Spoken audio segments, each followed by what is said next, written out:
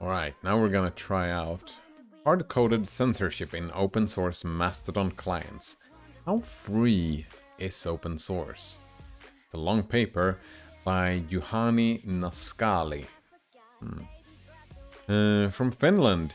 Ah. Oh. Juhani damn it, I'm terrible at Finnish accents. I'm terrible at accents. Right, University of Turku in Finland. Alright, abstract. This article analyzes hard-coded domain blocking in open source software using the GPL licensed Mastodon client Tusky as a case example. Wait, is that the only thing that they're doing? Hard-coded domain blocking? Is that the only thing they can? Well, it's probably gonna be more. Another one says, how free is open source? It's so free, you can take away your freedom. Exactly. If you ask it to, it will track you. Right, first, the question of whether such action is censorship is analyzed. Wait. Question of whether such action is censorship is analyzed. Alright, they'll probably define censorship for us in the text, so I don't have to go to Wikipedia and define what censorship is.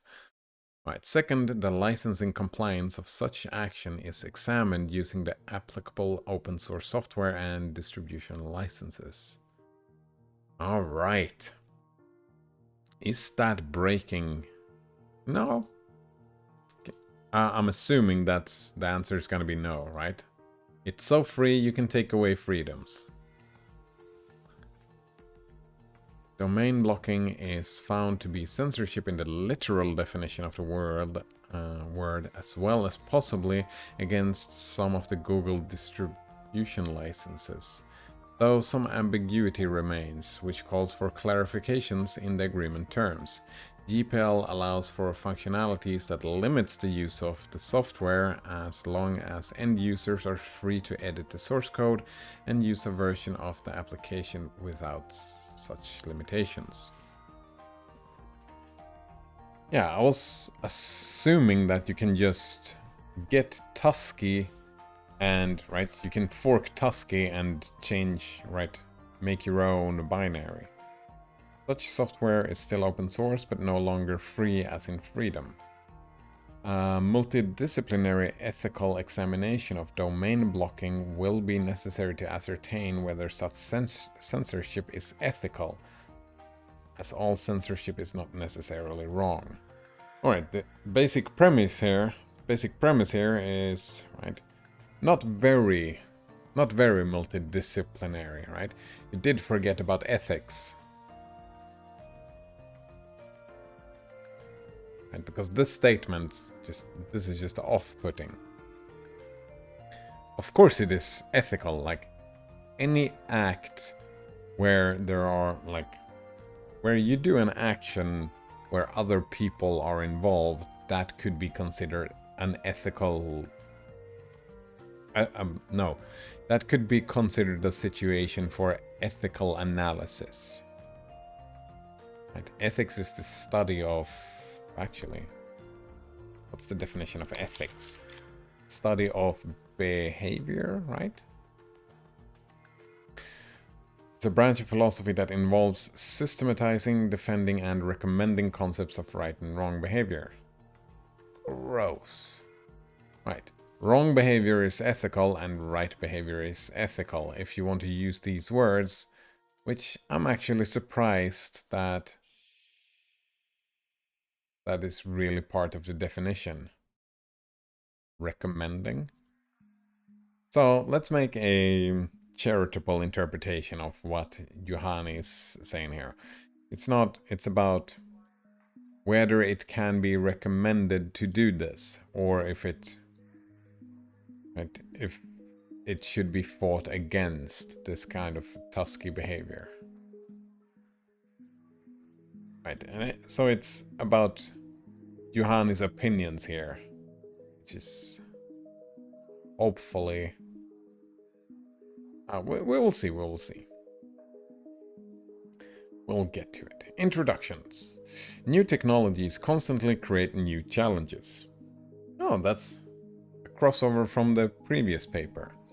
Old laws and policies cannot always predict future possibilities and sometimes needs to be re-examined. It's very connected to the to the last paper. And I do agree, yeah. Open source software is a licensing method of freely distribute software code, but also an ideology of openness and inclusiveness, especially when it comes to FOSS, free and open source software. Is it? Is it an ideology?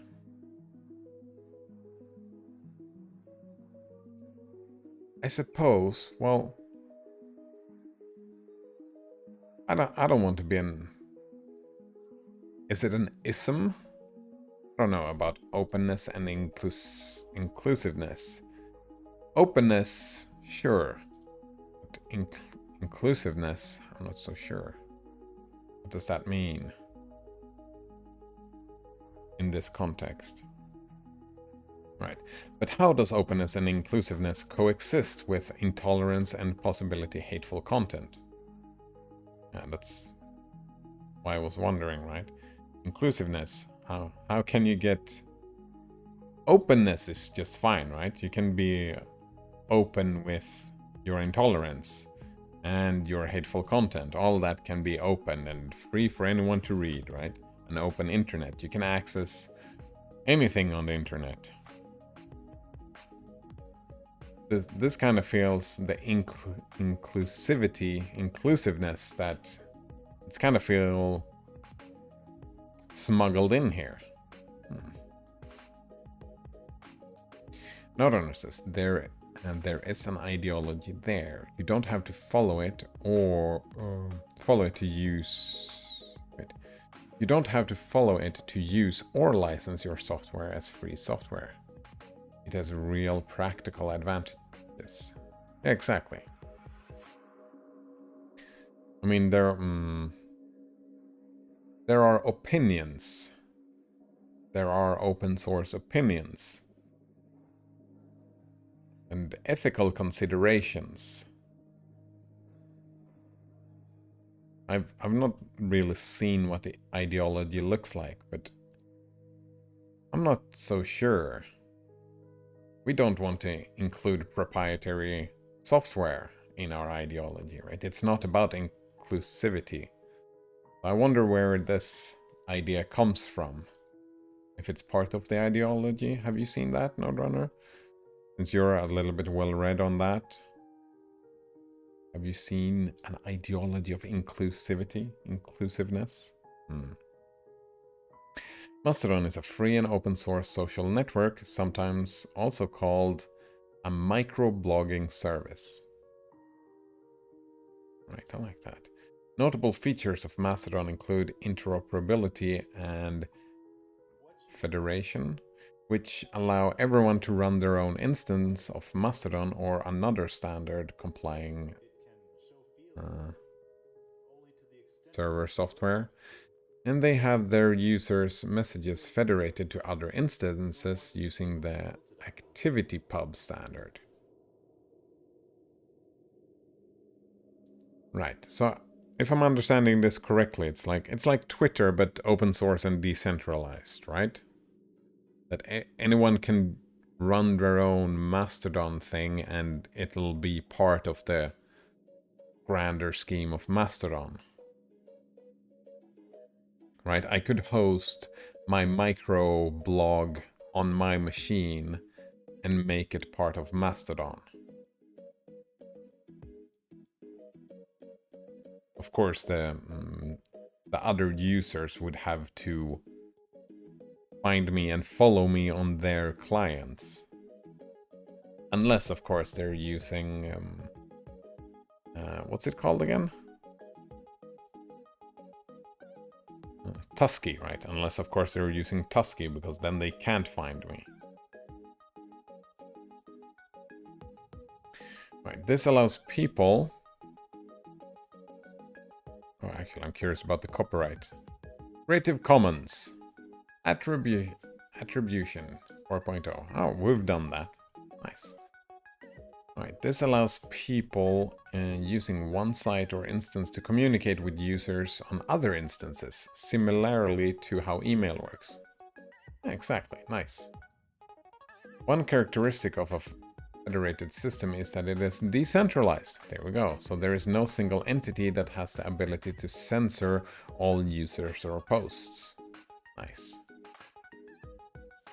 Notrunner says, fun fact, Mastodon is a federated protocol and the instance I was using shut down, so my account was deleted and all my followers lost. Oh wow, wait, what does that mean, federated? I was kind of just glossing over that before because I didn't think that was important, but now that you say this, that sounds very...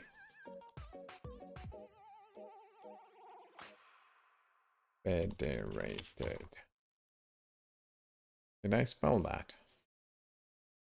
Federated. There we go. Of relating to forming or joining a federation. Thank you. So what is a federation? An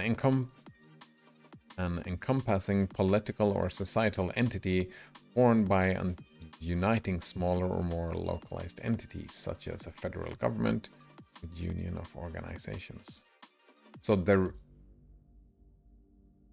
even though it is decentralized, it can still, like, if...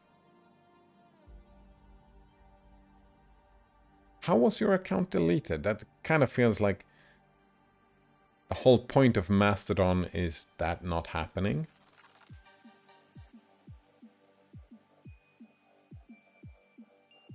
Right? How could your account been deleted and your followers lost? Isn't that exactly the point? Notrunner says, anyone can run a Mastodon instant and they all work together in one giant hive. Exactly. Oh, was it the instance that you were... Right? You were joining some other instance and that instance deleted your account. You had an account with a specific instance.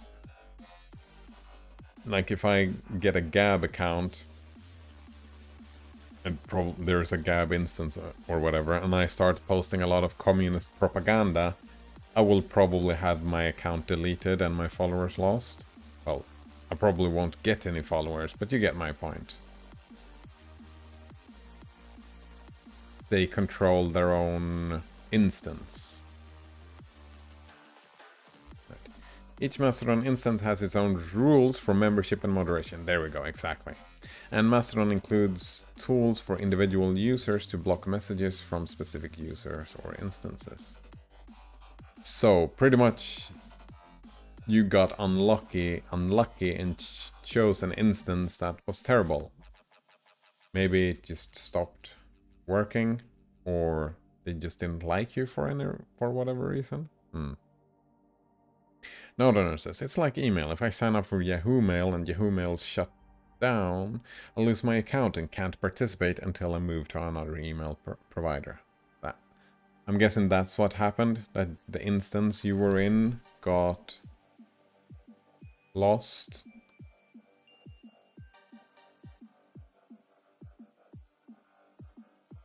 That's too bad. What would be needed is like backup system. And I remember I had a Hotmail for the longest time. But then Hotmail stopped being a thing, but what happened was that Microsoft went in and just took all the stuff, right? So I could keep using my email. It's just, well, MSN. That's Microsoft's something.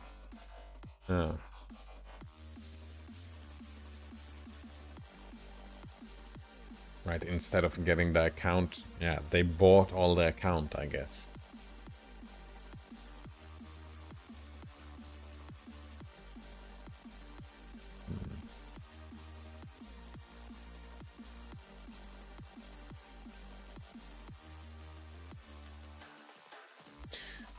Alright, while it is possible to use Mastodon with a browser, it can be more convenient to use a native client application. There are many Mastodon clients for desktops and mobile devices, which allow you to communicate using your Mastodon account. Wait, But it is a Mastodon account. How can... If every instance have their own rules, but you have one Mastodon account, don't you have an account with the instance? Right? No matter which instance you are using. Or at least that used to be the case. NodeOwner says you could run your own Mastodon instance yourself. It would be running your own mail server. It would never lose access as long as you kept it running. Exactly. And I suppose, right, if you're running it from home, if you get a power outage, you could just spin it up again after the power outage and you would just be good to go. You would not receive or be able to send any messages during that time, so you would lose everything that happened. Well, no, since it's a microblog, right, everything that was posted in that time, right, no DMs to you would work. Wait, is that direct messages? Yeah, you could not receive any direct messages, but your wall, right, that is hosted somewhere else.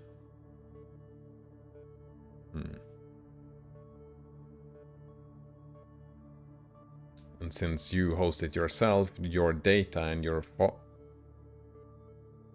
account is still safe. You don't need power for that, you just need the data.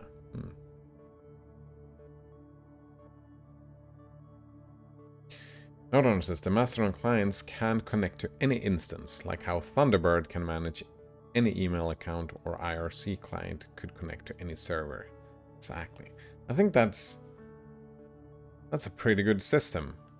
I understand that shit like what happened to you will happen depending on what instances you're on.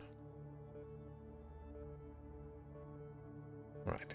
Gab is a microblogging instance based on Mastodon, which claims that it champions free speech, individual liberty, and a free flow of information online.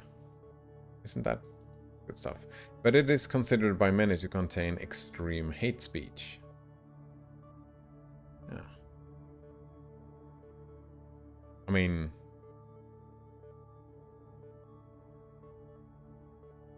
you don't have to have a but here. Any place that has this, someone will think that, oh, this contains extreme hate speech. That's... I feel like these two things goes hand in hand. Free speech, individual liberty, and free flow of information online. That goes together hand in hand with extreme hate speech.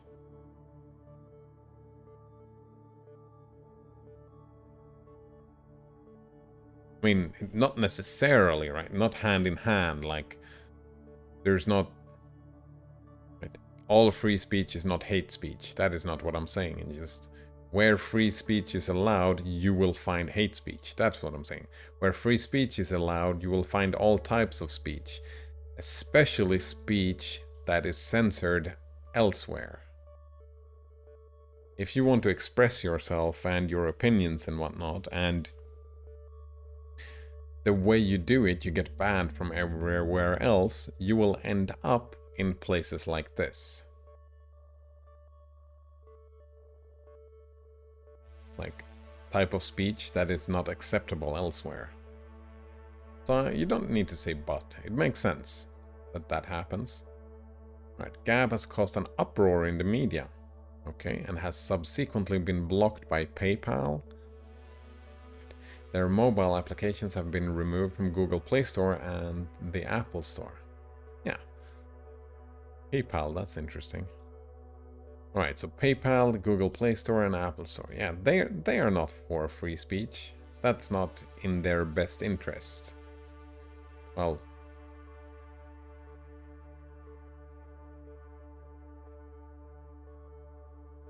Well, that was a big statement. Sorry about that. Obviously, right? I can say that obviously it's not in their interests. I don't know about best interest, but obviously it's not in their interest because they blocked it.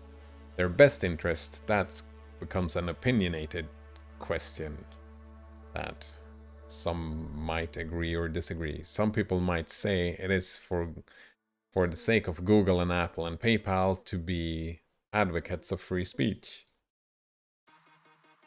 But they are not, as it stands right now. Note owner says, PayPal is not a real bank. They can shut down your account and hold your money. Can't real banks also do that thing?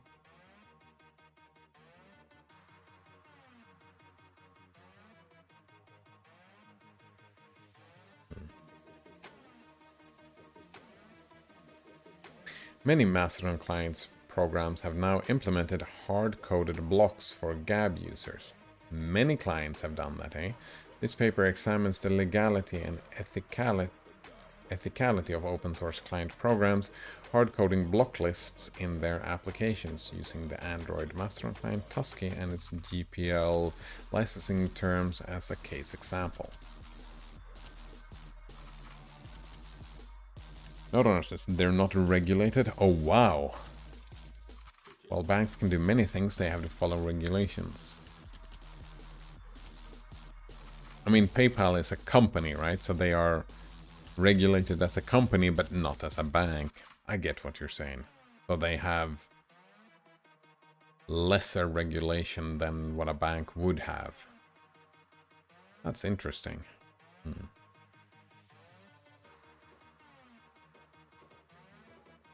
Alright, let's see. The legality of the GPL. That's interesting. I'm not well versed in the legality or law texts, right? How that makes sense. So that's gonna be an interesting bit of the legality of the thing. The ethicality, that's more my jam. That's my stuff that I'm good at. I'm not good at law, but I'm pretty good at ethics, I think. I'm quite alright. That's gonna be interesting as well, especially when you take the two together. Alright. Case. Rickrolling GAB users in Mastodon client Tusky. Right. Legality I can't speak for, right? But ethically, right? If we're talking about if my opinion is that this is a good idea or a bad idea, I think that Tusky can do whatever the fuck they want, right? That's the whole point with open source, but I would prefer not using a client that hard-code block lists. I would like to have like a checklist where I, the user, can do all the blocking stuff. That is something that I would prefer, yeah. In my applications, rather than some hard-coding stuff.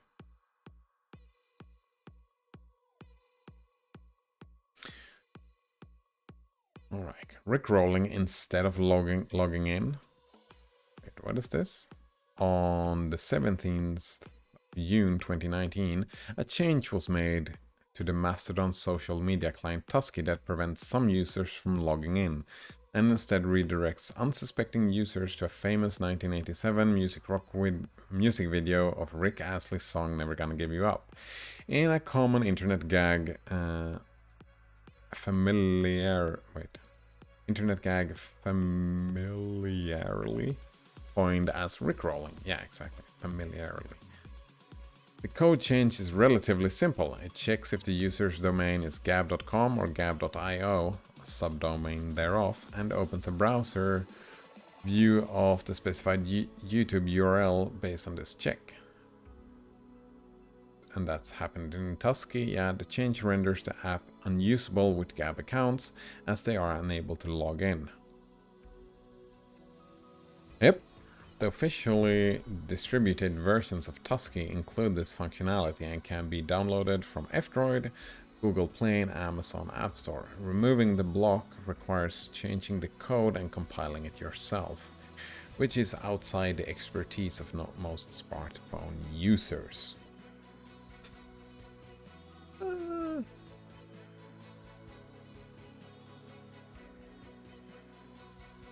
I am convinced. I have not looked into this, but I am convinced if Gab users were using Tusky, they forked it immediately. Without that change. Someone forked it, right? Yeah, most smartphone users, it's outside of the expertise, but someone had the expertise and forked it. Right, since it's a GPL thing, it's probably on, I mean, GitHub or GitLab or something like that. I mean, something like that. So someone forked it and made one where it works again. I hope. I hope, anyway. And if no one did that, then maybe there was not a lot of Gab users. Right? It depends on the overlap, right? Between Tusky users and Gab users.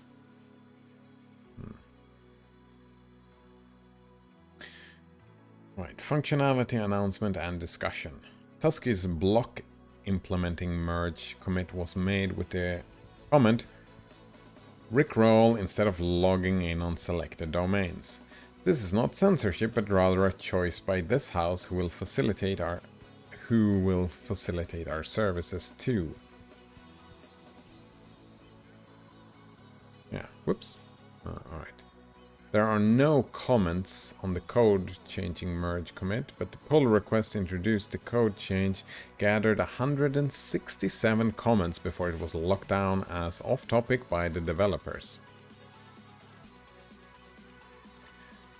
Noteowner says there's 2 forks in F-Droid, I believe. Yeah, look at that. That's kind of what I was hoping for. Duking it out. Good stuff. Right, the Tusky pull request mentions it is a copy of a similar earlier implementation in Sengi app, where a commit titled added a little check created the Rickroll effect for the same group of users. The change in Sengi was announced on Mastodon in a humorous toot, in a Mastodon post similar to a tweet on Twitter, containing a video clip and the text, "Here's what will happen if someone tries to log in with a Gab account in Sengi." Smirk. While Sengi's change made it through without much notice, Tusky's pull request generated a lot of heated discussion. I can imagine, yeah. Some people commented in favor of the change while others were against it. I can imagine that as well.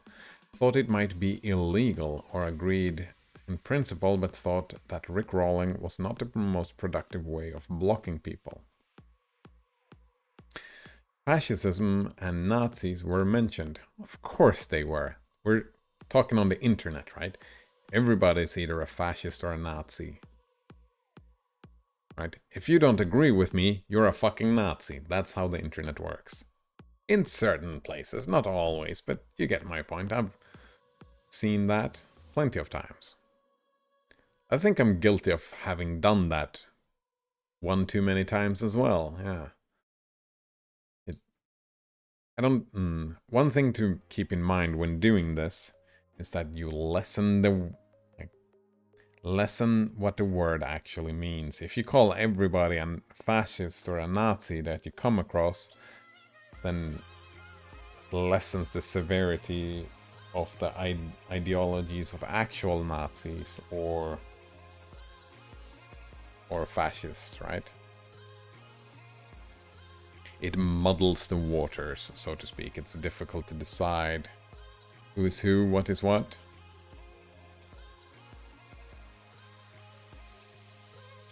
Right, there's a cat here.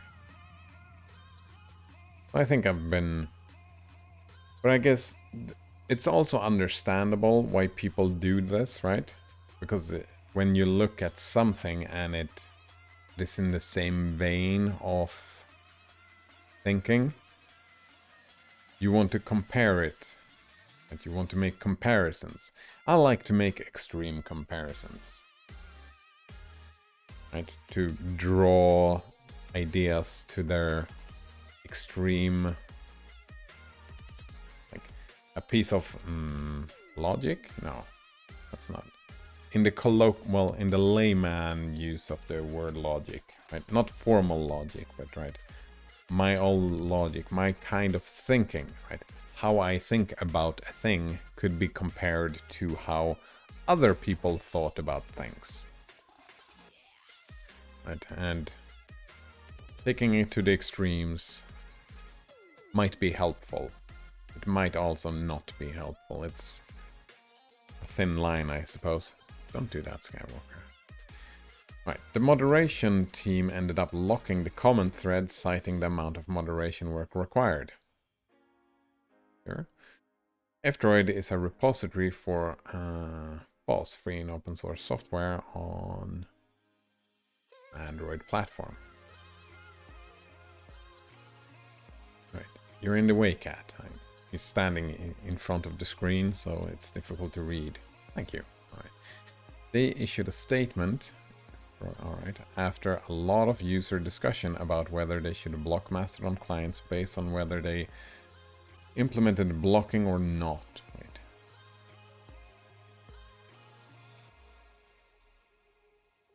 Okay. The discussion was later taken down, but can still be accessed through the Internet Archive. Wait, why was it taken down? Right, they didn't want the political discussion in the comments, right? All in all, the topic has generated quite a wide array of discussions and elicited strong emotions in people. There is no clear consensus on whether such domain blocking is in accordance with the GPL licensing, whether it is considered censorship, or whether it is ethical. Alright. From my understanding, the spirit of the GPL license is that you do whatever you want to do with your code, right? So my guess is that it's probably in accordance with the GPL, right?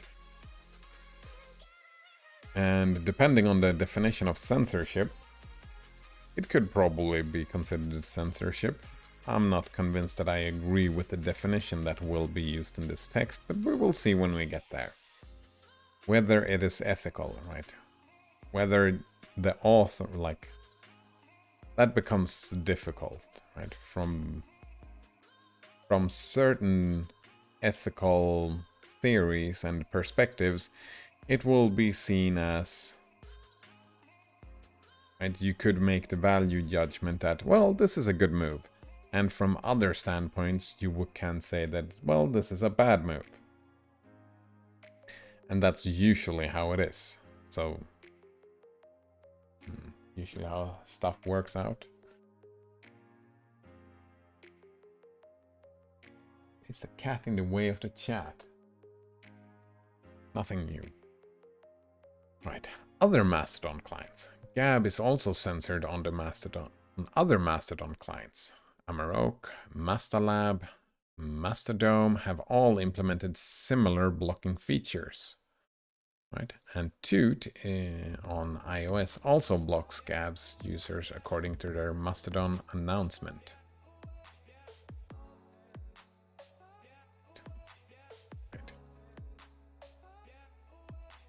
What is this?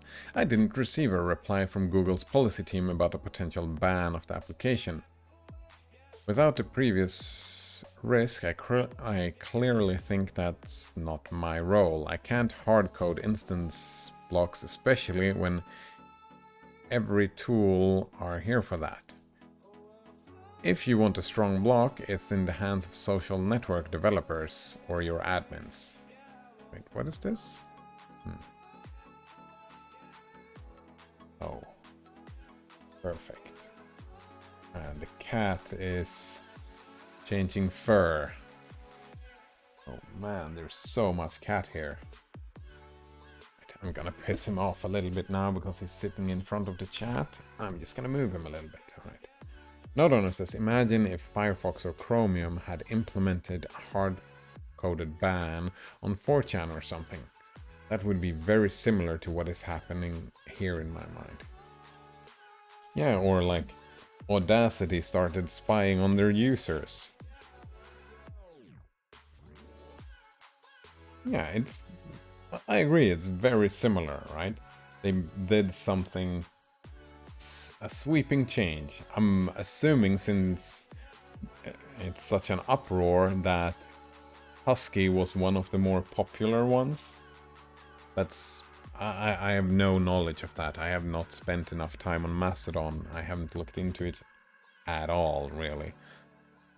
But my assumption is that Tusky was one of the more popular ones, and there was probably a lot of Gab users using Tusky. So, I would agree, very similar. And a good comparison to what's going on. And I'm pretty sure the same thing would happen, right? Super forked. Yeah, super forked. And if Firefox did that, I would stop using Firefox. I would start going to the fork that became the most popular fork. Yeah. I would do that, definitely. I haven't been in 4chan in years. Not really. But what if I someday want to?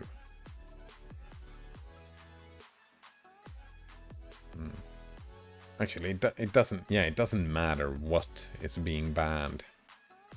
I don't want anything banned from my browser, because that is unacceptable. Yeah, that's a deal breaker for me personally.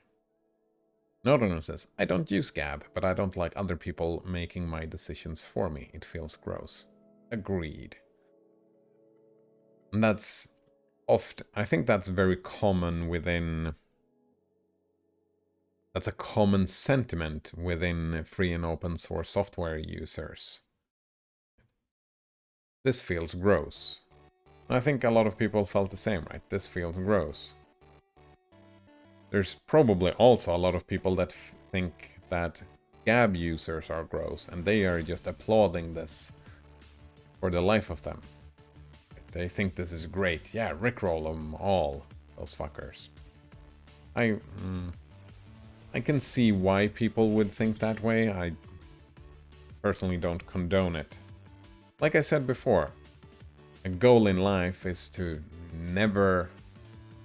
to not have any people that I consider wishing a long-lasting headache on. I don't think there are any people that I wish that they would step on a Lego. There might be a few people, but like as a goal for myself is not to have that wish for anyone else.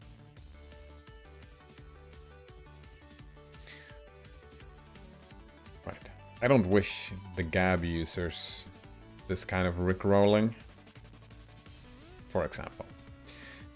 Mastodon does include tools for users to block other users or instances from showing themselves, and there are tools for instance administrator to do the same for all their users.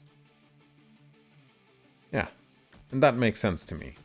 Right? It makes sense to me, right? If you want to make an app specifically for, like, if you want to make your filter bubble look a certain way, like they said before, right? Not everybody is tech savvy and want to do that, so some people just want an app that does their filter bubbling for them. I think the filter bubbling in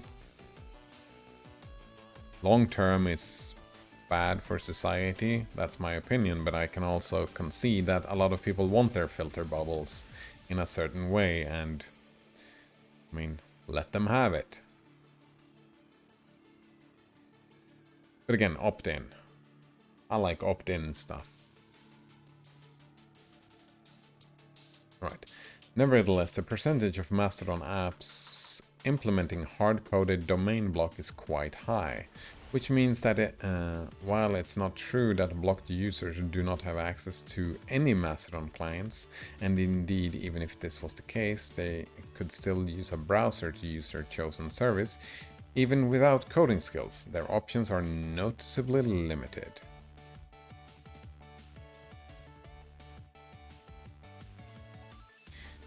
I mean, there must be... I'm just thinking here. There are probably Mastodon apps that blocks I mean, the enemies of Gab. I don't know if that is a thing, but you get my point. Right? People blocking any old thing for any reason. There's like Gab is for political reasons. Well, they're all political reasons, I suppose, but there's probably clients blocking porn, blocking... What else do we have? Like any politics? Blocking this and blocking certain languages. We only allow English, for example.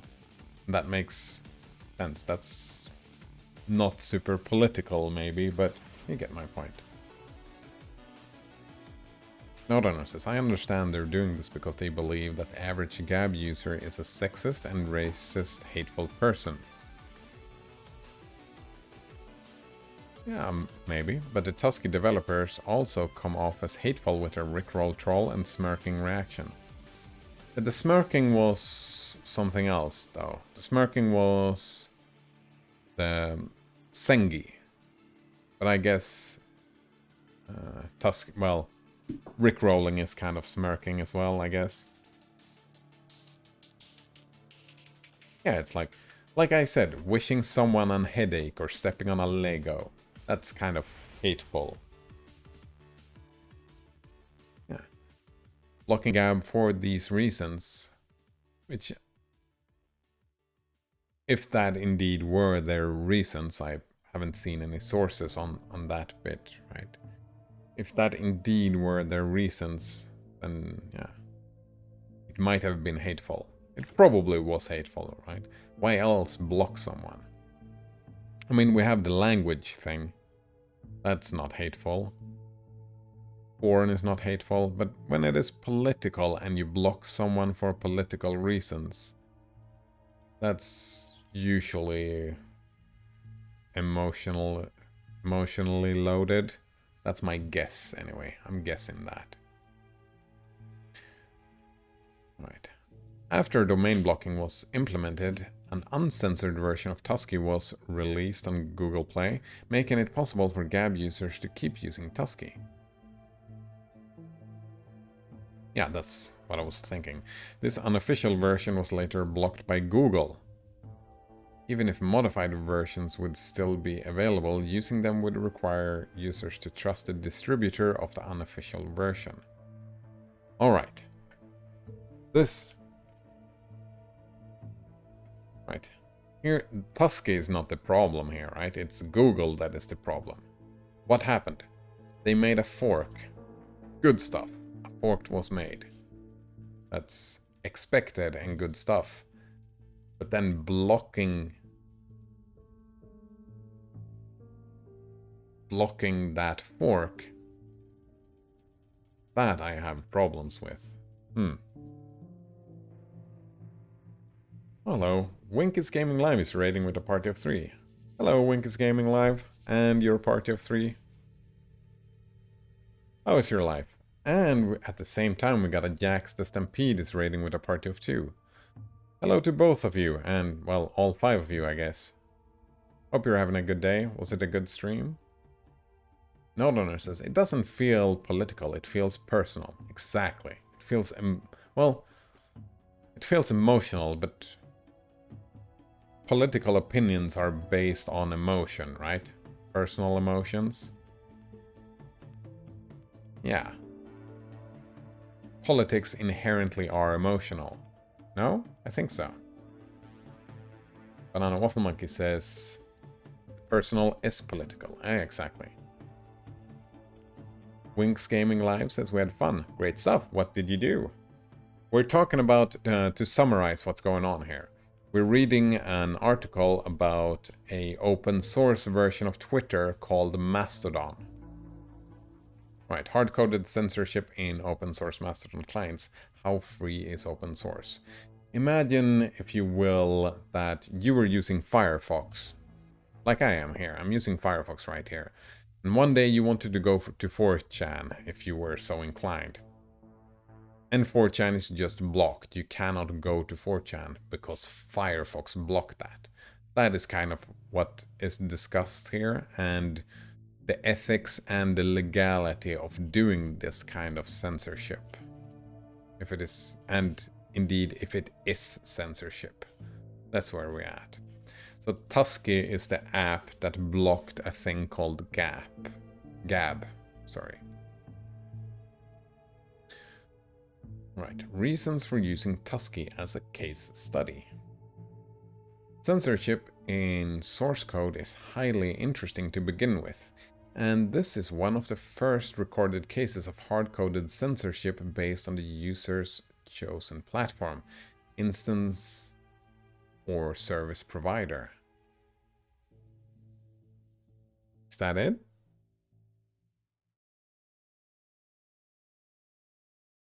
Maybe. I mean, I can imagine a lot of... I mean, I have this thing here. Where is it? Here we go. uBlock Origin. Great app. I can recommend it.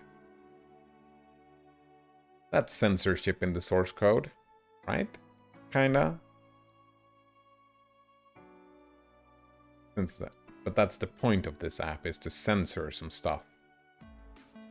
That's why I have it. To block some stuff out that I don't want to see. Right.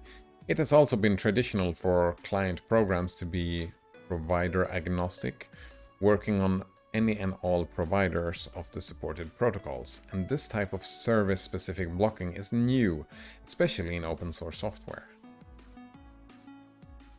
Yep.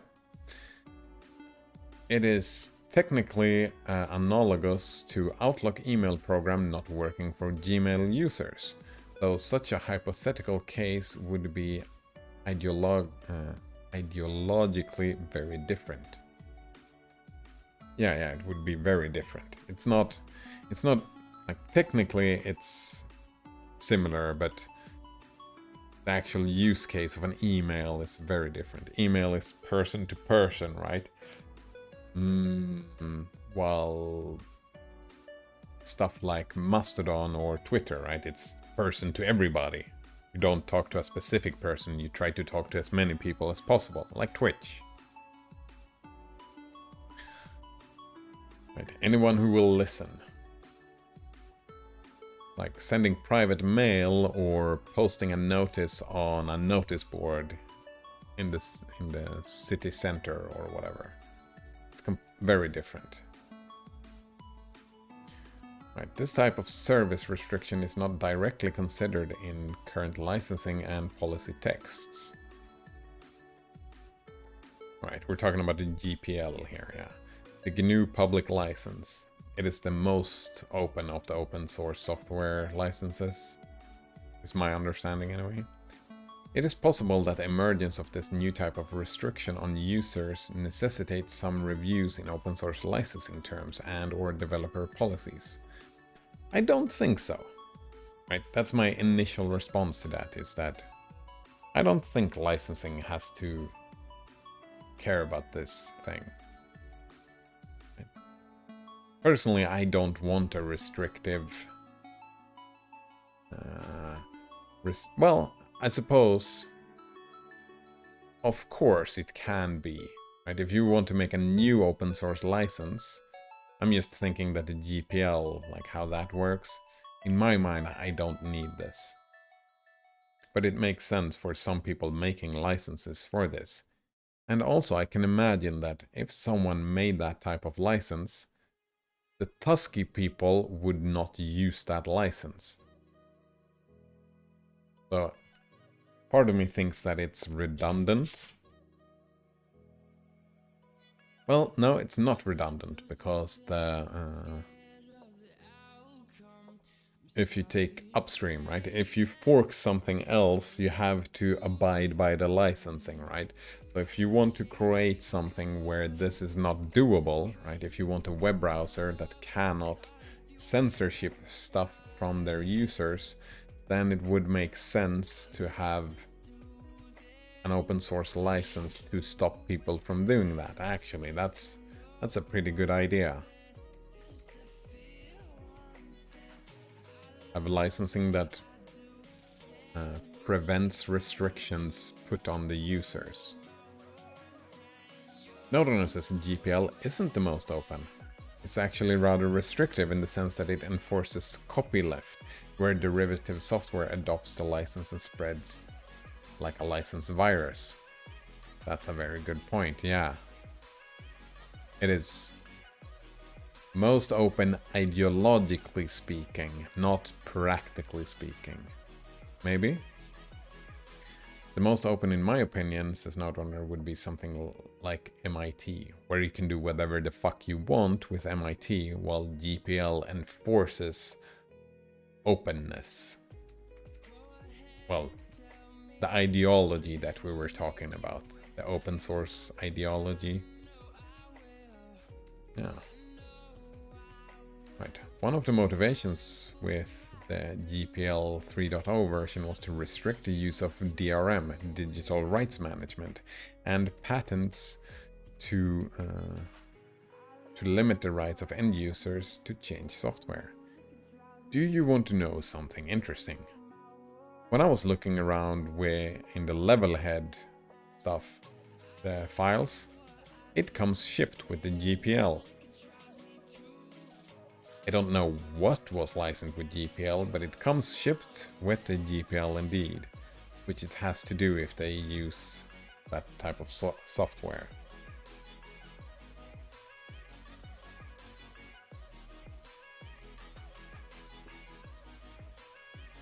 Alright. The GNU Public License version 3 doesn't forbid DRM or any kind of feature. It places no limits on the substantive functionality you can add to a program or remove from it.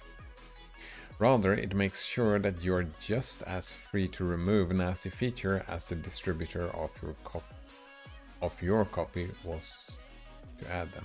Wait. Oh, the distributor was to add them, right.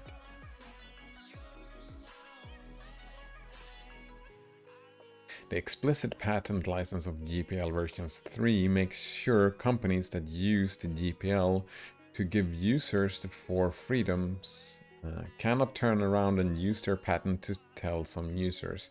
That doesn't include you. Oh. Quoting Stallman. Nice. Alright. Right, you can put DRM, but also it has to be in a way that the user, can remove the DRM. But that is kind of how it works. As long as the software is open source and you can compile it yourself, you can compile it without the features. Alright, the features of blocking gab. Right, from a legal perspective, we're talking now. It kind of feels like it doesn't really break that, since you are able to fork Tusky in this example.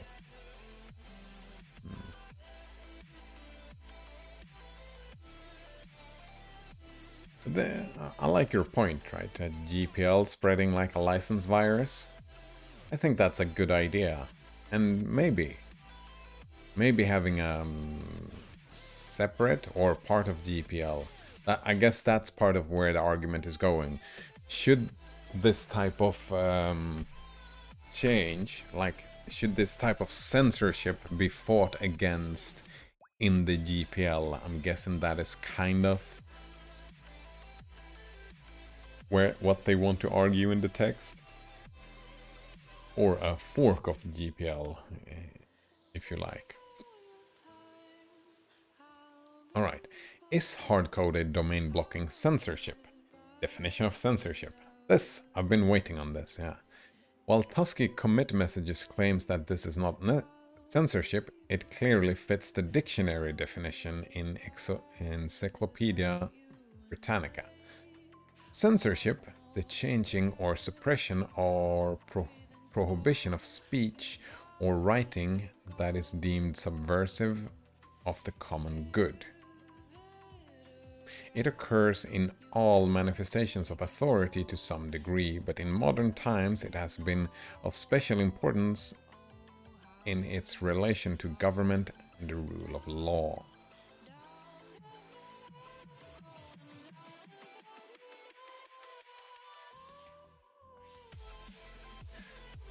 All right.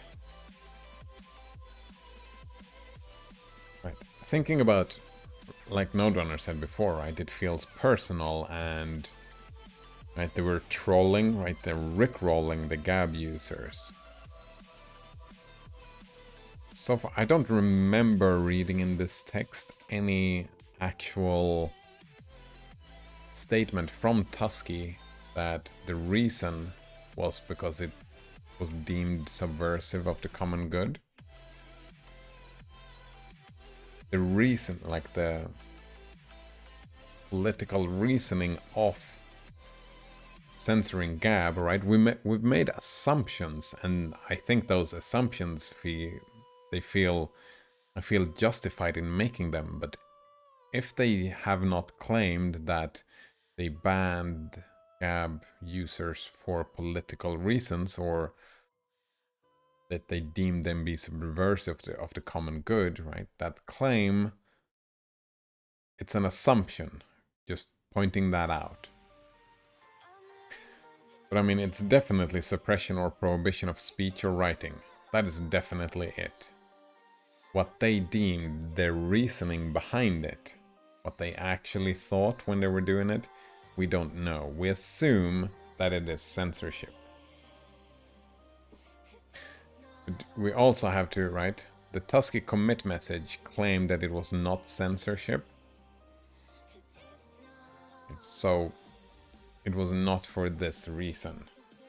Maybe, right? This is... But I'm guessing the further down we get, we're gonna find... Because this text is calling the Tusky committers liars, right? That is what they're doing. They're calling the Tusky committers, well, liars or ignorant. Either one or the other. If they're liars or if they're ignorant, we don't know. I'm guessing we're gonna see arguments on that now. Right, the code change does suppress writing Gab users, so it fits the definition of censorship.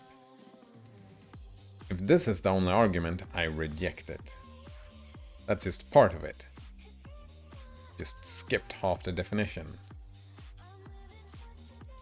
The developers and distributor of Tusky have authority over the app and their user base, though their authority is not as direct in the case of government, where censorship is backed by law. Actually, one could argue that it's more direct, because they can cut it off. Government has to make a law, and then they have to enforce it by law by saying, you cannot say this, right? They have to go around and just... This is a technical censorship, right? If it is indeed a censorship, it's a technical censorship, like the one Google was making. It's a technical censorship where they can just make sure it does not happen within their frame of influence. The government, government wishes it had that type of control over what people said and did. I mean, we have examples of China trying to implement this stuff, right? Right, Merriam-Webster's definition of the web censor is even more terse. Alright, what does Merriam-Webster say? To examine in order to suppress or delete anything considered objectionable. Censor the news also. To suppress or delete as objectionable. Also fits domain blocking. Yeah, this definition I can be happy with, right? But it is kind of implied, right? If you suppress or delete it, why do you do that? Well, it's because it's considered objectionable. It's kind of implied in the suppression and deletion that you find it objectionable. You don't want it here. In Tusky's case, right? We don't want Gab. Therefore, we suppress or delete it. It is kind of implied. The action implies the objection to the thing. Right? I think so, anyway.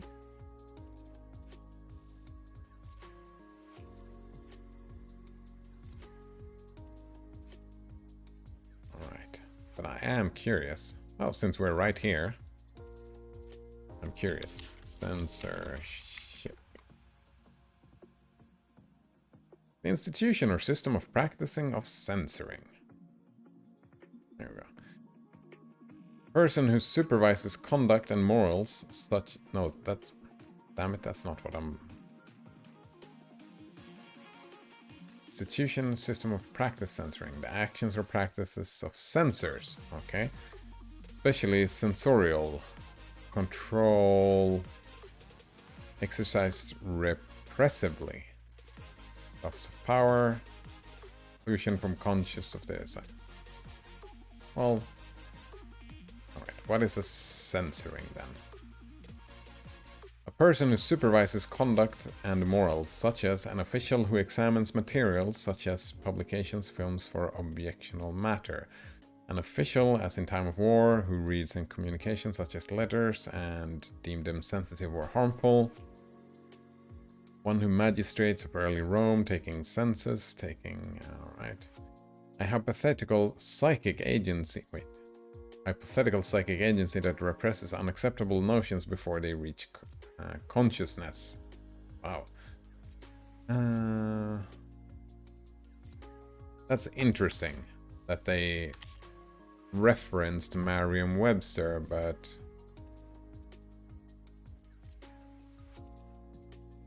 I don't find the definition that they were quoting. Wait, let's go back. What was it? All right. The verb censor. Right, we've got noun. Here we have the verb. To examine in order to suppress or delete anything considered objectionable. Right. To examine in order or to suppress or delete page as objectionable. Right, here we go. Right. So let's flip that around. Can we suppress or delete something if we don't consider it objectionable? Is that doable? What is an example of that? I can't think of anything just like this.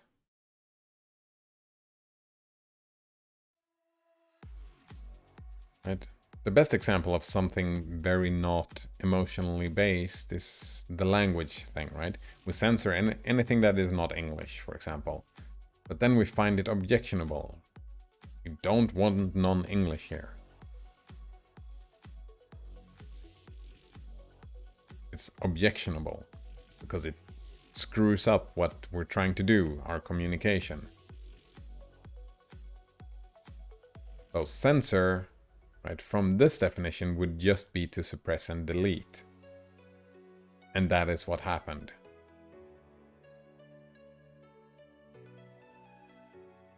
However, they do not examine, right? They take the also, right? It's this part of the definition that works. Yeah, to suppress or delete as objectionable. They don't, well, they have examined Gab, I guess, and decided to suppress and delete it because it's, yeah. Personally, I would go with this definition. I like this definition more, and from this definition, I don't think it would be considered censorship. It could be. It probably is censorship, but it's not necessarily. That makes sense. Nodon says, this just reminded me of something. YouTube alternatives. They're often full of hateful and offensive content because that content is being suppressed from YouTube. Yeah, it's a problem, isn't it? The same thing is happening with Twitter. When people are banned, they move to the next thing, like Gab. That doesn't mean that the service itself is to blame or that it couldn't be a good service in the future if people spread out a little and stop depending on these monolithic services run by big companies. Exactly. That's what I was talking about earlier, right? With the on page 5 with the example here. What was that? Yeah, it happens that way. Where is it? as soon as you have a place that is calling for free, like a website that is free speech and we don't block anyone, of course everybody who gets blocked will end up there. And they will get that, like Gab, get that reputation. It's a problem. Like you say, the only way to really solve that problem would be people getting out of under the heel of those big companies.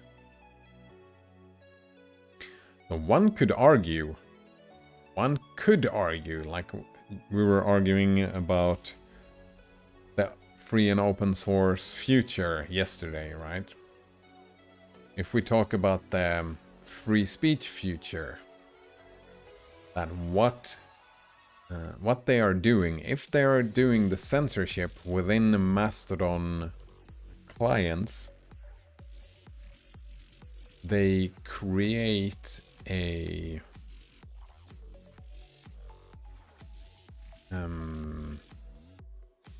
they created a forum, a context for people who don't want to see these objectionable things, right? The people that get banned from all these monolithic services, they get banned for a reason, right?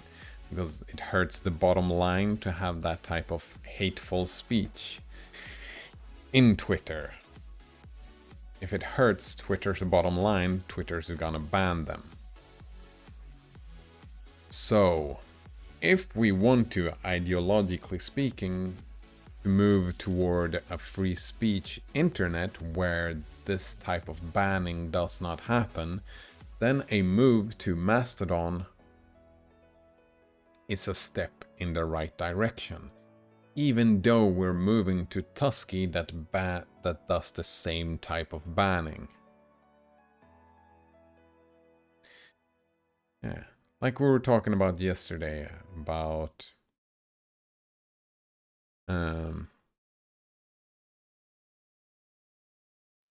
Steam, Valve moving in a direction that will probably lower the amount of Linux native games, which on first glance might seem to be bad for the free and open source software community, Linux specifically, since it's kind of encouraging just making Windows versions of games. But in the long term, right, that was the conclusion yesterday. And we could make the same conclusion here, that in the long term, if we manage to get higher Mastodon adoption, even though it is censored Mastodon, it's decentralized. And that's a goal for free speech, no? Maybe. Nodono says, right. It is not that the companies are against hate speech necessarily, it's all about the bottom line. Yeah, I mean, motivations of big companies are very easy to see. It's always about the bottom line. Not 100%.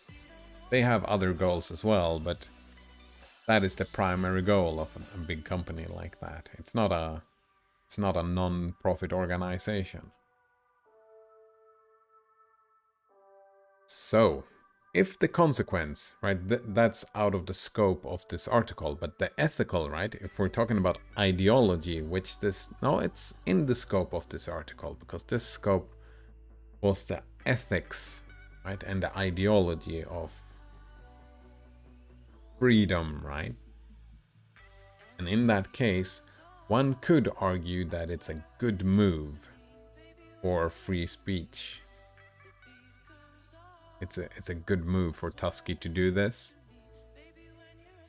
Even though me personally don't want to use Tusky, I can say that this is a good idea if it indeed leads to higher adoption of Tusky.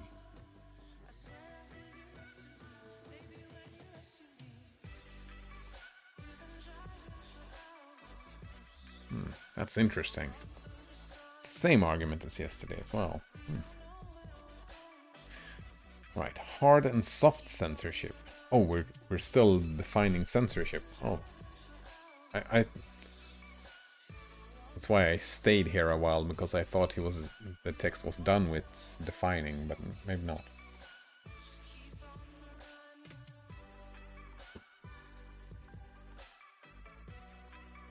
Right, one reply to Tusky's pull request by GitHub user TwisterGhost brings up a compelling point. As stated before, Tusky is a convenience layer and open source. The official app and the maintainers are humans, and they have every right to take the app in whatever direction they see best. If people absolutely must, they can fork and remove this limitation and distribute that. The license explicitly allows it. Exactly, that's kind of what I was thinking. The point about Tusky being a convenience layer is a valid one. The censored users can still speak freely using other means. They are only blocked from using specific software. As such, it cannot be considered a case of hard censorship, where the content of expressed opinions is deleted, but it can be likened to soft censorship, where opinions are suppressed by withholding payment or applying other kinds of pressure. More on this in 3.4. Yeah, it's about if, again, the intent of Tusky, which, let's assume that the intent of Tusky, it just becomes easier. I pointed out this might not have been Tusky's intent because they said they did not want their censorship. But let's assume that it was censorship, that's what they were trying to do. Then it is about controlling the Overton window, right? I love that idea. If you haven't seen it, let's just look at the Overton window. It's a very interesting idea to keep in your mind when discussing politics and whatnot. It works in any type of discussion. What is allowed to talk about? Right, so the Overton window is the range of policies politically acceptable to the mainstream population at a given time. Right, for example, we don't show, well, that is changing, I suppose, but you don't show porn before 12 o'clock on the TV in Sweden, for example. That is unacceptable. And that's the Overton window. But we're fine in showing violence and murder. That's no problem. People having sex, though, no, that's unacceptable. And that's we have the Overton window, where some stuff, always the further away you get from the window, the more unthinkable something becomes. Like, where I am in Sweden, for example, torture is unthinkable as a policy from one of these directions. And one could argue from this perspective, the window of discourse. One could say that censorship is about controlling the Overton window and trying to keep the Overton window within a certain frame of reference. Window of discourse, exactly. Very interesting idea. Very interesting perspective to have with you in many political discussions, yeah. Right. 3.3. Transparency, chilling effect, and other censorship considerations. There are some common considerations when examining cases of soft censorship. One of these is the chilling effect of unclearly defined or untransparent censorship. Wait, what are we talking about? The chilling effect of unclearly defined censorship. If there are rules in place that punish, for example through monetary losses, for publishing some content, but the limits of what can and cannot be said are unclear, this acts as a deterrence, a chilling effect. Right. Just like if you go back a few years on YouTube and Twitch, there was a lot more swearing, a lot more uses of words like fuck or shit or hell. I don't know why hell is a dangerous word, but I hear people all the time just saying heck all over the place now. They're just saying heck all over the place. This is subtle deterrence. That's a chilling effect. Is that? Maybe. That's the overtone window of acceptable language. Right. Against any content that could conceivably be considered controversial, even if such content would not clearly break any explicit rules. Alright, the point is that if you study Gab, right, if you know what Gab is doing, there is a certain type of... Yeah, exactly, it's the overtone window again.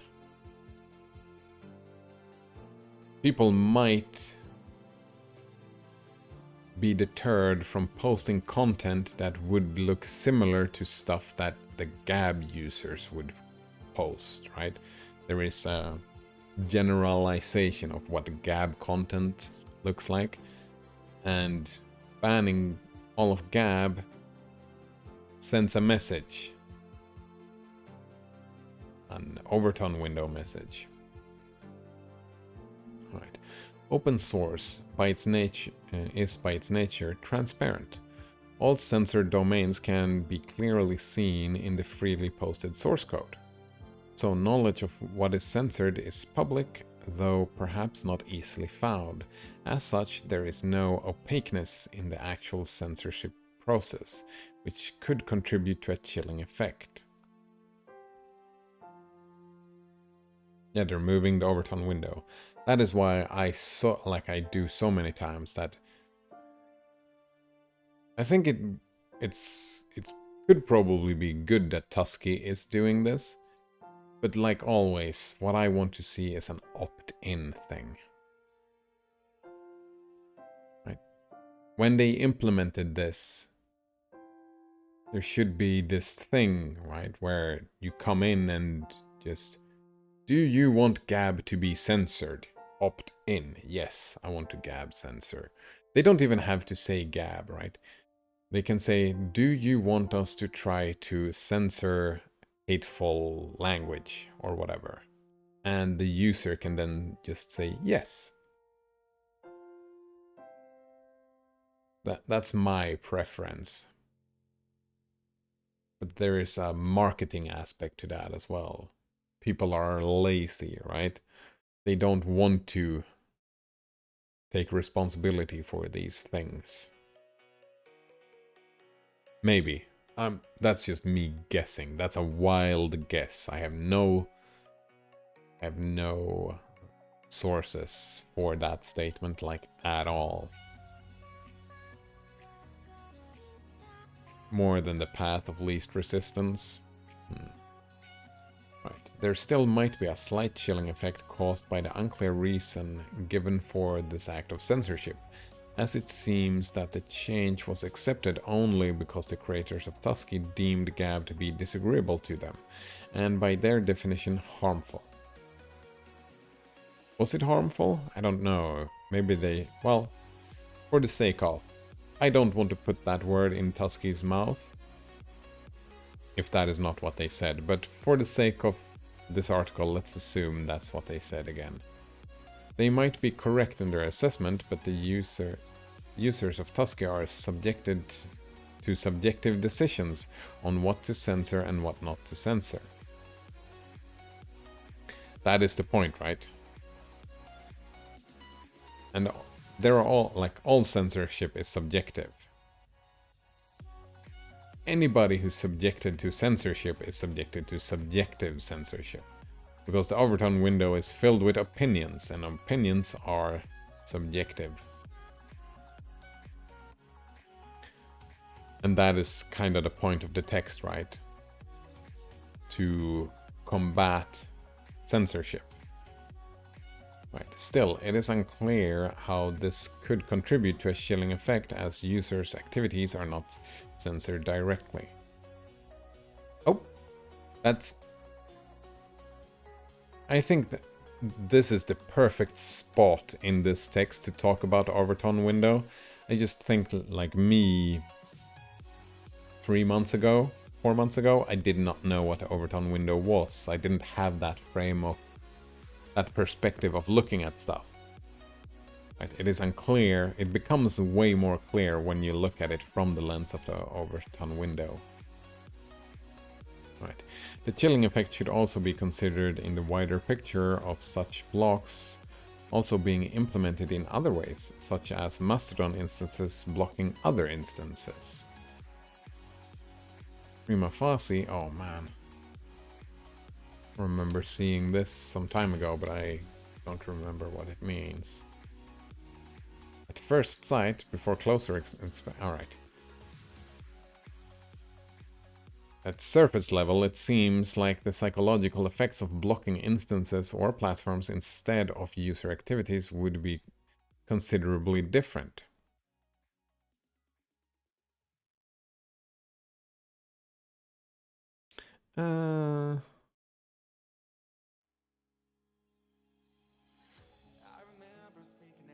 It depends. It could be, right? It depends on who the person we're talking about is. And if it is someone who is oblivious to the actual censorship going on, right, I'm guessing most users don't sit on GitHub and did not notice this censorship. Most users might not have noticed a big difference. And for them, it becomes just that the overtone window is getting moved for them.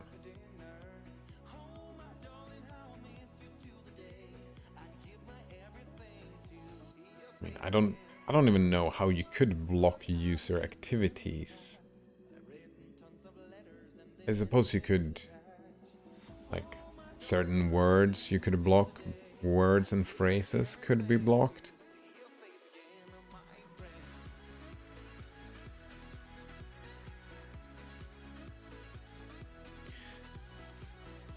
And this is softer, right? Just blocking an instance or a platform doesn't block the political view entirely. Well, if you could block certain activities, certain types of language and phrases, that would be a stronger form of censorship, wouldn't it? Because people with the same types of activities could still be within the frame, like within the filter bubble. You didn't get rid of all user activities in this sense. This question, however, is outside the scope of this paper. Okay, yeah. Note says, fun fact, Gab no longer exists as a Fediverse implementation and is not even compatible with Tusky anymore. Oh wow. However, the developer still refuses to remove it from the block list. Interesting. I'm looking for some concrete statements from the developer, but it seems all those statements were posted to Mastodon back in the day, so they take some searching. Ah, that's very interesting. I don't even know what Fediverse is.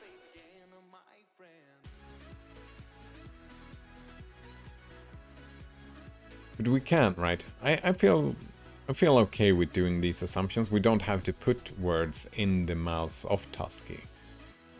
But even if, like, Tusky is just an example here. If Tusky did it as censorship or not, we can just assume that even if Tusky didn't do it, someone did, right? This type of censorship that that this article is discussing, if it hasn't happened yet, it will happen in the future. Right, so they're just using one specific example, and it's okay if the example does not correspond with reality, because we're looking at that's not really necessarily super important. Alright, the Fediverse, the Federation and Universe. Apartment no, alright. It's an ensemble of federated, that is interconnected servers that are used for web publishing. That is social networking, microblogging, blogging, websites, and file hosting. But which, while independently hosted can communicate with each other. Oh. So this is like a...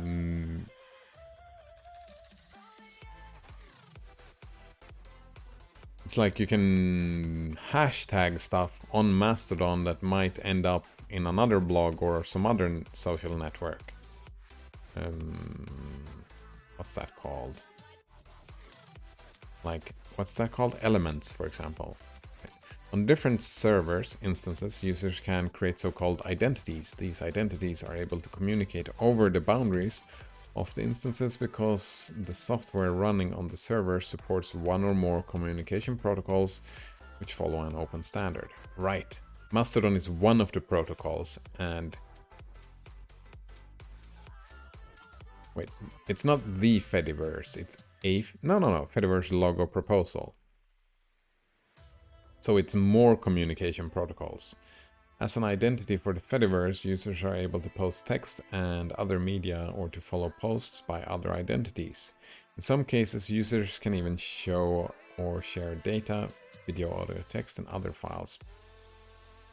Right, so it's trying to integrate Mastodon and other... yeah. No? Wait. These communication protocols which implement open standards are used in the Fediverse. ActivityPub, Diaspora Network, Status, Zot and Zot. Oh, here we go. New Social. Here we go. There's Mastodon. Like, all of these can be... yeah, social network, image hosting, book cataloging. So you could, in principle, have... am I understanding that correctly? That you can have one user that can connect to all of these things? Gab not being one of them.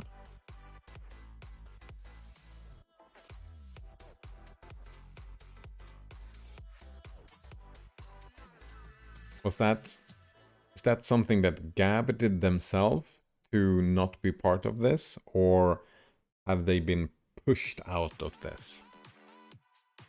That's an interesting question, though.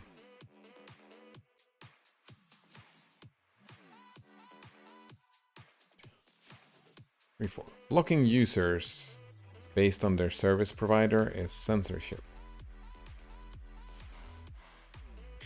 While hard-coded domain blocking in a particular software application only prevents users from accessing their service via that specific application, it still suppresses a specific means of expression.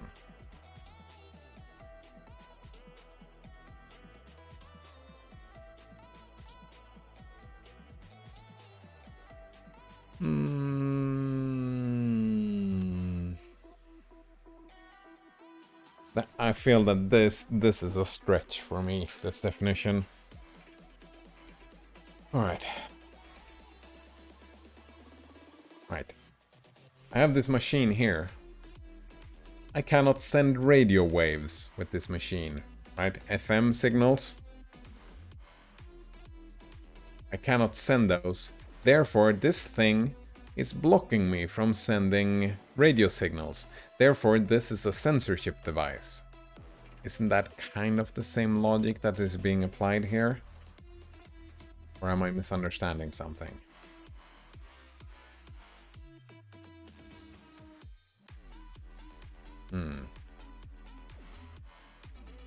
Nodrunner says you can connect to any Mastodon instance. I don't think you could connect to a GNU Social. Gab was just hosting a Mastodon instance. I'm not sure what they're doing now. Here we go. Here's the first tweet I could find announcing the change to Tusky. You can get the feel of what Mastodon is like. Oh, nice. Here we go. Thank you. It looks like Twitter. What is this? Gab, Tusky, Connie Duck. Wait, do I have to click show more on all of them? The fastest things they can troll us? Well, here we go, yeah.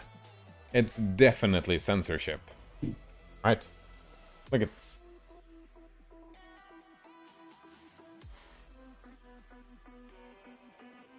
I mean, it's very emotional, but right, they found the fascists.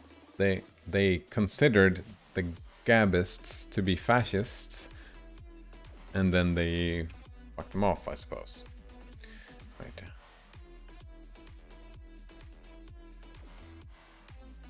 Yeah, I should warn you, use that. The people who manage the rights Never Gonna Give You Up are notorious for being extremely lawyer happy. Exactly. That's makes it even more fun, right?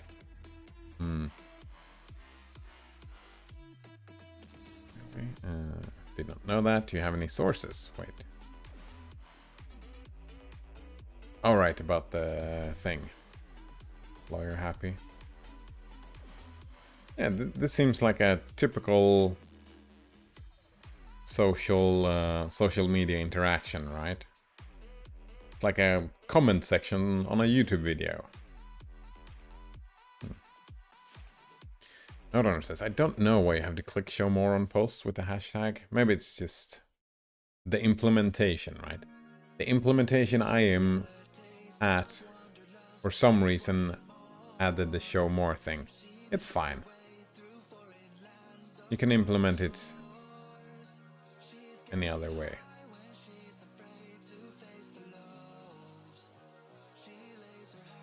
Alright, thanks for the find. That's some context. Just gonna close a few windows here before we move on. Seed. Assassinations.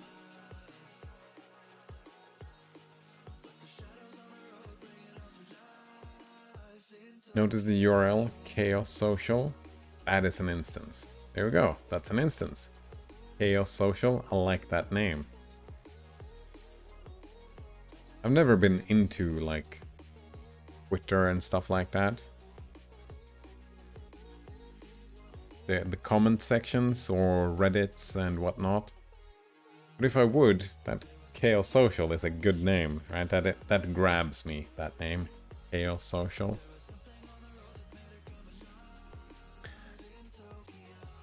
Alright. So, but yeah, I feel that this is a stretch. This is definitely a stretch. This fits the dictionary definition of censorship, even though the action is very different from hard governmental censorship, where published content is removed. Yeah, right. It fits if you stretch the definition, and I'm not happy doing that stretch. Right. Historically, only censorship of news outlets was considered... cat in the way, considered censorship because little else was pertinent to the spread of expression. In modern times, it is possible to censor the spread of information without actually removing content. For example, oh, yeah, that's a cat tail you're looking at now. That's why the camera went black. That's the tail of a cat. In modern times, it's possible to censor the spread of information without actually removing content, by, for example, removing search results, yeah, soft banning, or preventing access with block lists in the reader's internet connection. Such acts are censorship even if they do not directly remove the published material. Alright, but I don't feel this is a valid comparison. Right? It is one thing if my internet ISP, my internet service provider, would do these things. It is...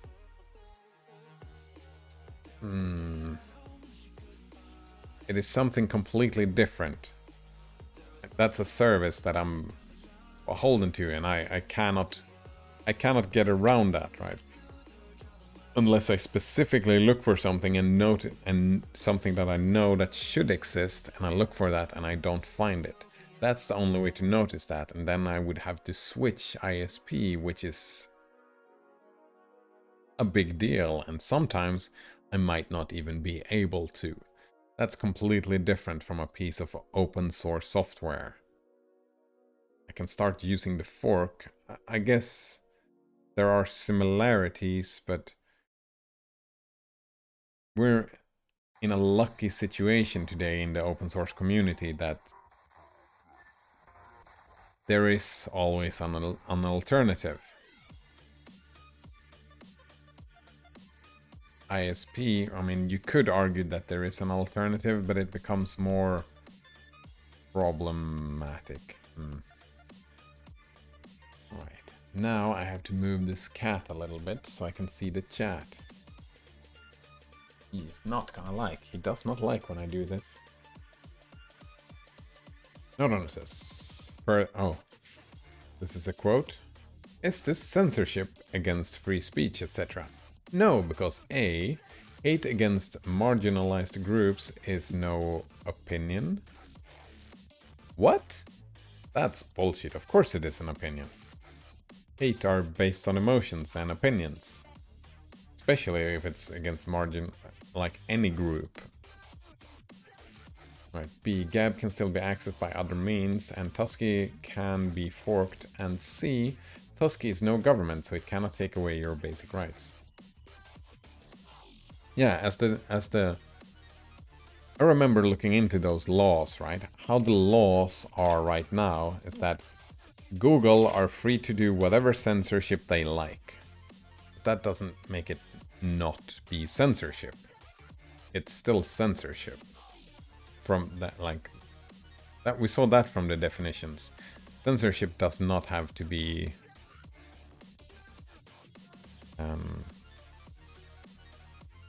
from the government, right? Taking away basic rights. That's my understanding anyway from the definitions. But they do have a point, right? The only point that I really found was a good point is that Gab is still accessed by other means, and Tusky can be forked. From that argument alone, I would defend Tusky's... Like, I would say that if Tusky wants to do this, that is fine. From that argument alone. The A and C are... I feel like I kind of reject those, though. Alright. Imagine a keyboard manufacturer whose keyboards do not work for writing anything that goes against the company's political views. Actually, that's a good point. Right? Why did I draw the line with an ISP and not a piece of software? You can buy another keyboard, you can get another ISP. You can get another piece of software. I don't want you sitting there. No. Nope. Nope. Nope. Nope. Nope. Nope. Cat is sitting on the mouse pad. There we go. That's much better.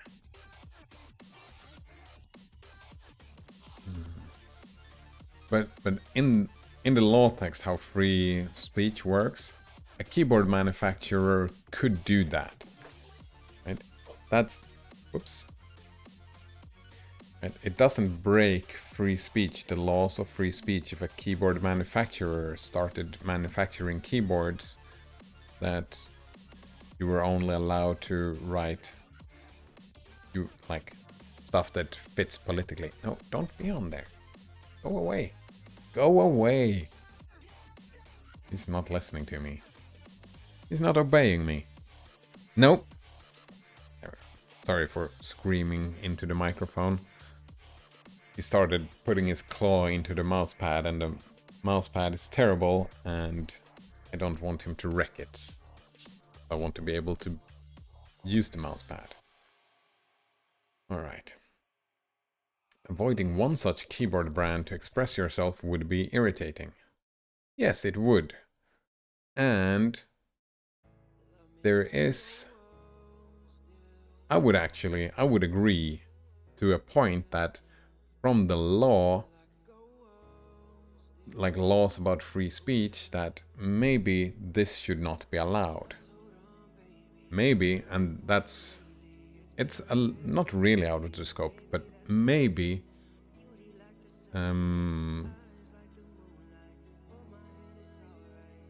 free speech, like when you're publishing stuff on the internet, because that is how it works now, right? That is on Twitter. It is Twitter that is the publisher in the eyes of the law, so they can decide whatever they want to publish, while the actual user don't get to decide what they want to publish. If the user want to have their free speech, they can do that if they host their own site. And there is an argument to be made, right? That's even more meta than this, higher level than this, from a political sense, that the person writing a text on the internet, on a platform on the internet, should be considered the publisher of said text. So free speech could be applied to the writer. So Twitter is not the publisher, and therefore any censorship from Twitter would be considered illegal if you change that perspective. And that's probably somewhere I would want to go. Yeah, with open social media. And if you want to do censorship, you can do closed social media. That would make sense for me. Yeah, that you can have. Let's take, for example, let's take Twitter, but like nothing gets published out into the open. You would have to like connect to someone, like your phone number. You have to give someone your phone number, and then you can create, or a Discord group, right? You can create a Discord group that is closed, that you need to be accepted into. It's not a public place, and in there you can do whatever censorship you like in closed situations. But as long as it's publicly available, then the author of the text should be considered the publisher of the text. I think that's a good idea. I haven't given it super much thought, but I think that's probably pretty good. Alright. Notoner says, in quotes, one super bad take I saw in the discussion is that Nazis are users too. One. Somebody really wrote that unironically, but it came often to other words as well. It's like these people have zero morals and only want growth and profit and think others should too? Okay, this is probably true. Another reason why they need to be fought.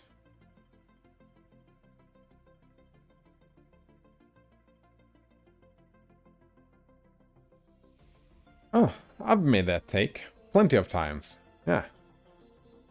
Nazis are people too. And seeing them as not being people too, what does that remind you of?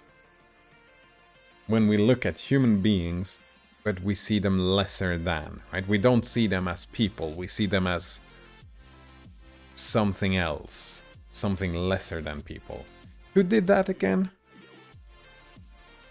I don't remember. They were calling people rats and stuff like that.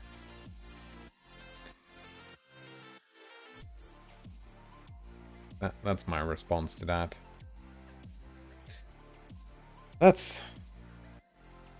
I feel gross when I see that stuff. I try not to. I understand where they come from, right? But it feels gross. Yeah. I prefer to see people as people. And I wish more people saw people as people.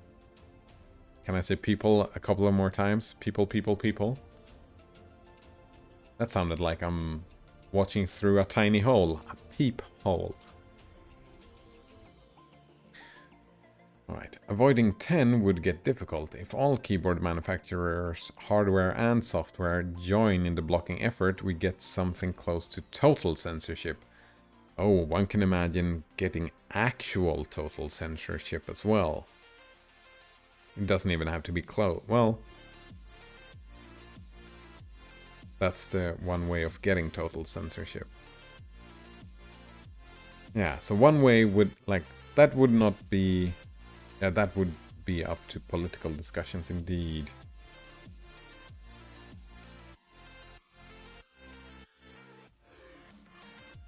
Nodorn says, in video games you can murder Nazis and zombies without feeling bad, especially if they're Nazi zombies.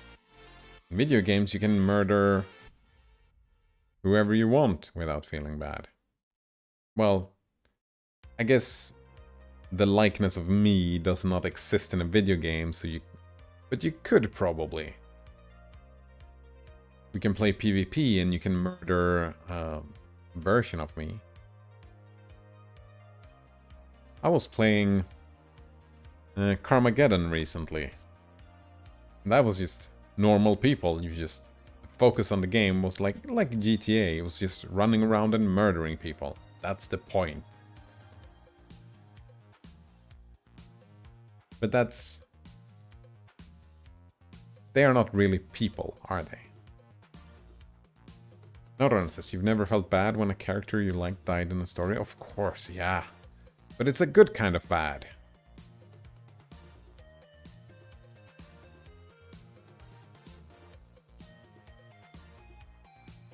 Yeah. I mean, I don't judge characters the same as people. In the example you gave, Nazis are users too. These supposed Nazis, if they are indeed Nazis, those are real people. They are not characters in a video game or a book or a show. Those are real people. And like the ethics of murdering ones and zeros or murdering actual people is... It's not even comparable in my mind. It's gonna be interesting if AI starts having feelings and suffering and whatnot. Then we can talk about that, but we're not even close to that. Nodrunner says, they're not Nazis. We're not in World War II anymore. I can imagine, yeah. I mean, I know there are people today that consider themselves Nazis as an ideology, right? I think... my guess, however, so I'm gonna pull some stats out of my ass here, so it's gonna be 80-20. No, fuck, that's not even enough. I would say 99% of people that are being called Nazis today are not. That is my guess. I pulled that stat out of my ass, but that's... yeah. Whenever someone is called a Nazi, they're probably not. That's my guess.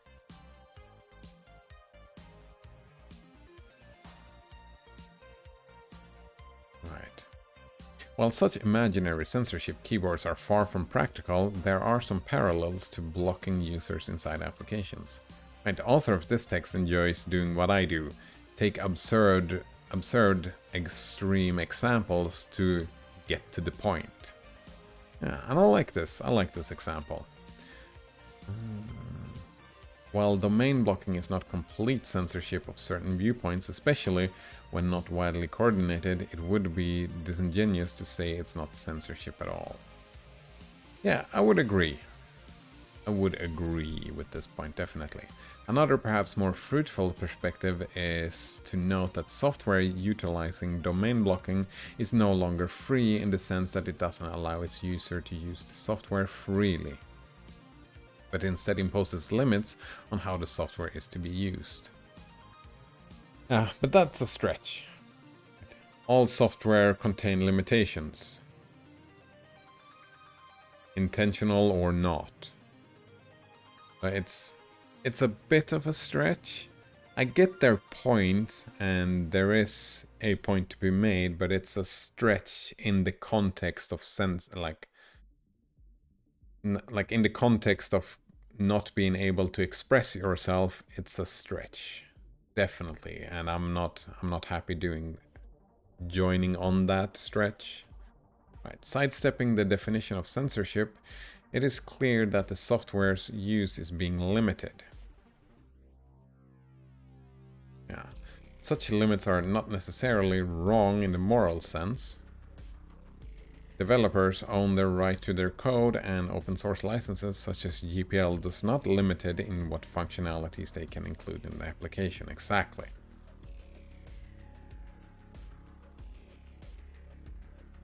But I think even though I don't want to come along with this stretch and this thing, I would still join in with if the conclusion will be to have licenses defending against this type of censorship. Right? Even though I'm not following this, like where they want to go, I still think is fine. Open source software that utilizes domain blocking is a good example of software that is open source but not free.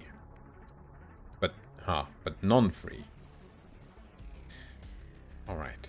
The first freedom... Oh wow, I don't even know the 4 freedoms. Maybe I should know those.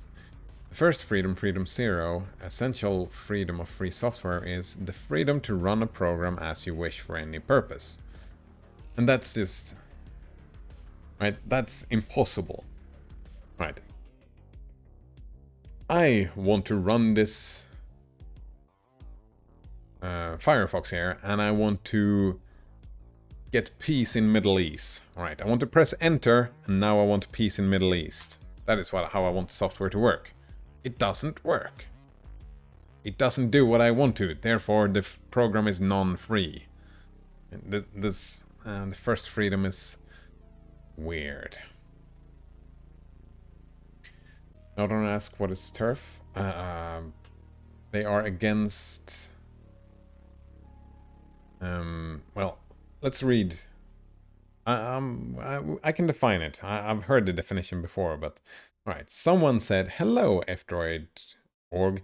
It has come to my attention that you are hosting a barely modified version of @Tusky branded to a hateful Gab instance full of turfs in your main repository. I suggest you nuke that app immediately if you don't want to be suspicious of supporting hate speech." Yeah, that is typical of the LGBT cancel culture. They call people turfs. It stands for, I don't remember exactly what it stands for, but it's someone who's an enemy against LGBT stuff. Right. TERF is an acronym for Trans Exclusionary Radical Feminist. Alright. Right. It is someone who is a feminist, but they don't include trans women into their feminism.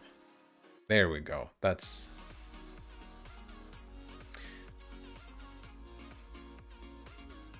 I'm surprised that Gab would contain feminists. That's not the view I got from Gab, that it contained a lot of feminists.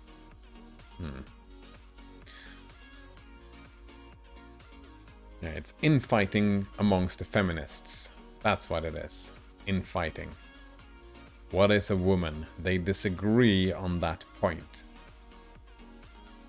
And some of these TERFs are very hostile.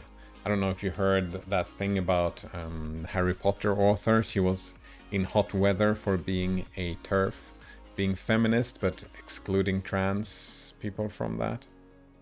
That would be the example of a TERF that I've heard of. Nodonor says, yeah, that's not my view either. Yeah. Indeed. Gab is full of feminists now. I think that TERF is like... It's just... I can imagine that it's just a curse word just going the rounds. And people calling people names without actually looking into the origins of the name. It could be in this in the context that you posted, it could just mean bigot, right? Full of bigots? Maybe. I don't know. Right, but that the first freedom doesn't work. It just...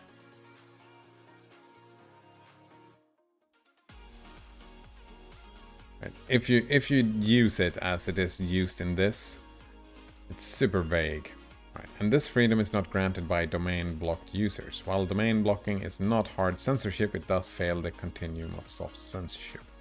Right. I agree that it it is censorship, right? I totally agree with that, but I don't think that it's non-free. I mean, people are free to use it or not to use it. Proto Zero says, fuck bigots. I mean, I'm not really in the mood. I think I need to go to a couple of dates before I start fucking people, and I don't think I would get to the number of dates required to go and fuck a bigot. I'm sorry, Proto Zero, I couldn't resist. Nice to see you again. How are you doing today, Proto Zero?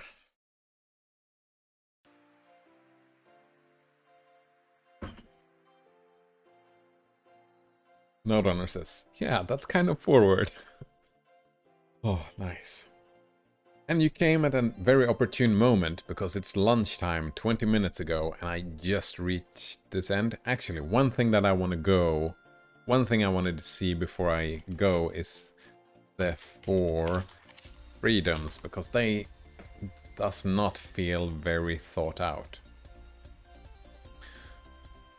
Alright, the 4 freedoms were goals articulated by the United States President, Franklin D. Roosevelt. Oh, I thought the 4 freedoms was gonna be... Wait. Oh, is it... Yeah, this is... It feels like this is something Stallman did, right?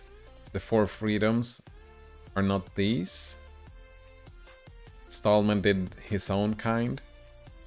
Freedom of speech, freedom of worship, freedom of want, freedom of fear. Well, that's interesting, I guess. That's not what I was looking for, though. 4 freedoms. Software? Here we go. The 4 freedoms. Oh yeah, this is a little bit more. I hope I don't need to read the 4 freedoms to understand these. Alright, it was an inspiring speech by Roosevelt, provided Stallman with a framework for declaring in a hopefully inspirational manner 4 freedoms in regards to software. Stallman and MIT, alright. Free software and the freedom to run a program as you wish for any purpose. I mean, this is so vague that it can be implemented like it was in that text, and so the first one is kind of... It's poorly worded in my mind. Because this can be said about... Right, there is no free software from this definition, depending on how you look at it. Right, the freedom to study how the program works and change it so it does your computing as you wish. Access to the source code is a precondition for this. That makes a lot more sense, yeah. I've put it on GitHub or something like that. I have access to it, I can change it, I can make my own binary. Exactly. The freedom to redistribute copies so you can help your neighbor. Yep, that's... Freedom to distribute copies of your modified versions to others. By doing this, you can give the whole community a chance to benefit from your changes. Access to the source code is a precondition for this. Yeah, I like the 3. I think these make sense. Maybe if I find another example of people using these freedoms to make arguments. Yeah, but this first one is just too vague and just does not work. Just breaks. Alright, almost half. So maybe 2 more days for reading this. But that is it. Now I need to go and take a nap. No, I need to go have lunch and then take a nap. So, I think so far I enjoy this writing. It's a good text. I disagree with some of the opinions and whatnot, but that's to be expected, and that's completely fine. So I wish you a good rest of your day. Have a good one, and thanks for hanging out. Node Runner says, I'm looking forward to playing Factorio again today. Nice. Nice. Have a good time indeed. And that it always is, right? Factorio is great. Alright. Well, thanks for hanging out, and see you next time. Cheers.